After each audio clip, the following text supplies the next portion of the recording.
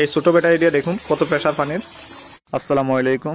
অনেকে আমাদেরকে প্রশ্ন করেছেন যে 180 ওয়াটের সাবমার্সিবল মাড পাম্পটি নষ্ট হলে ঠিক করা যায় কিনা বা নষ্ট হলে এই পার্টসটি পাওয়া যাবে কিনা।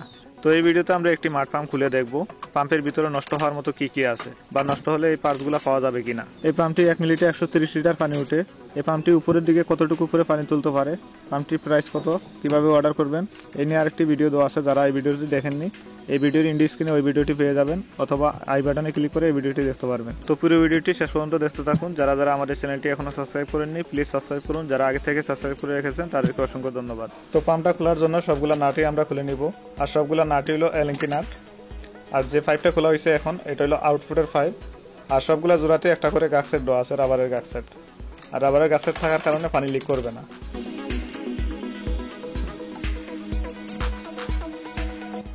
এটা হলো ইনসাইডের কভারটা। মাঝখানে যে ছিদ্রটা আছে এটা দিয়ে পানি ইন হবে, আর এদিকে পানিটা ঘুরে ওদিকে আউটপুট হবে। তো দেখুন এখানে আর একটা গ্যাসেট দেওয়া আছে, রাবারের গ্যাসেট। আর রাবারের গ্যাসেট থাকাটা অনেক ভালো, মানে টাইট দিলেও কিছু হবে না, মানে খুব সুন্দর মিলে যাবে।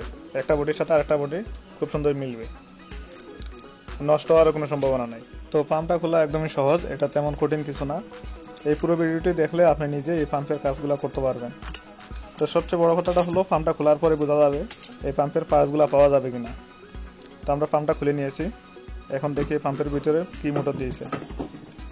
দেখুন অনেক বড় বডি কিন্তু মোটরটা ছোটো। তো মোটরটা কিন্তু অনেক শক্তিশালী মোটর, ছোটো হলেও দেখা যায় অনেক বড় মোটর। তো আমরা কালেকশনগুলো খুলে নেব। আর অবশ্যই কালেকশনগুলো খোলার সময় আপনারা মার্ক দিয়ে রাখবেন। আর নয়তো যদি লালটার জায়গায় কালোটা পড়ে, কালোটার জায়গায় লালটা পড়ে, তাহলে মোটর কিন্তু উল্টা ঘুরবে, উল্টা ঘুরলে কিন্তু পানি উঠবে না। তো এটা খোলা লাগানো অনেক গ্যাদারিং আছে, তার জন্য আপনারা খোলার সময় মার্ক দিয়ে রাখবেন। আর এটা হলো ব্রাশ মোটর। আর ব্রাশ মোটর কিন্তু ব্রাশলেস মোটর থেকে কিন্তু শক্তিশালী বেশি থাকে। আর কোনো সময় যদি ব্রাশগুলো ক্ষয় হয়ে যায় আপনারা পাল্টাইতে পারবেন। এই ব্রাশগুলো যদি নষ্ট হয়ে যায় আপনারা পাল্টাইতে পারবেন। এটা ইলেকট্রনিক্সের দোকানে এই ব্রাশগুলো পাওয়া যাবে। তো অন্য মোটরের যে ব্রাশ আছে এই ব্রাশগুলো আপনারা চাইলে লাগাইতে পারবেন যদি সেম না পাওয়া যায়। তো এটা নিয়ে বেশি একটা টেনশন নাই। আর এটা হলো গাক্সেট, বডির ভিতরে যেন কোনো রকমের পানি না ঢুকে, দুই পাটের মাঝখানে থাকে। তো আমরা এখন ফ্যানটা খুলব। ফ্যানটা খোলার জন্য মোটরটাকে আটকাতে হবে। দেখুন ভিতরে যে কয়েলটা আছে, কয়েলটা কিন্তু অনেক মোটা কয়েল, তার কারণে এটা শক্তিশালী মোটর। দেখুন মোটরটা কিন্তু অনেক শক্তিশালী হবে। মাঝখানে বিয়ারিং, এই পাশে বিয়ারিং ওই পাশে বিয়ারিং, দোনো পাশে কিন্তু বিয়ারিং দেওয়া আছে। তো আমরা মোটরটা খুললাম না, মোটরের যেটা দেখার এটা তো যেটা নষ্ট আর এটা তো আমরা বুঝিয়ে ফেললাম। আর এখন আমরা ফ্যানটা খুলব।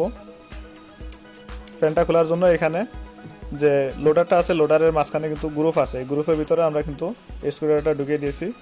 আর ফ্যানটা উল্টা দিকে বাম সাইডে ঘুরে দিলে কিন্তু খুলে যাবে। দেখুন আমরা ফ্যানটা খুলে নিয়েছি। ফ্যানটা কিন্তু অনেক সুন্দর একটা ফ্যান, এটা সরাসরি নাট সিস্টেম। আর এই স্প্রিংটা যে সময় আপনি ফ্যানটা টাইট দিবেন, এই স্প্রিংটা নিচে দিয়ে ওয়াটার সিলটাকে চাপ দিয়ে ধরে রাখবে। আর এটা কিন্তু অনেক ছোটো একটা ওয়াটার সিল, আশা করি এটা পাওয়া যাবে। একগোড়া মোটরের যে ওয়াটার সিল আমরা বাসন 2 3D পাম্পে যে ব্যবহার করি, এটা থেকে কিন্তু এই সিলটা অনেক ছোটো। তো এই সিলটা পাওয়া যাবে, এটা সমস্যা নাই।